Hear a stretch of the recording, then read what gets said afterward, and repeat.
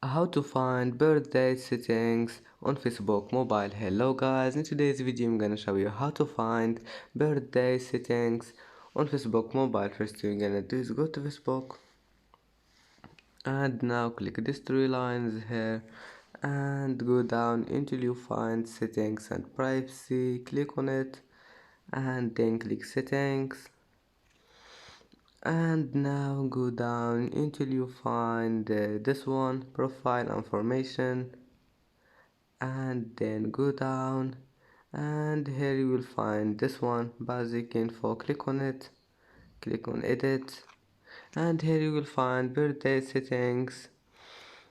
And that's how to find birthday settings on Facebook mobile. And that's it for today's video. If you like this video, please don't forget like and subscribe, and see you in the next video.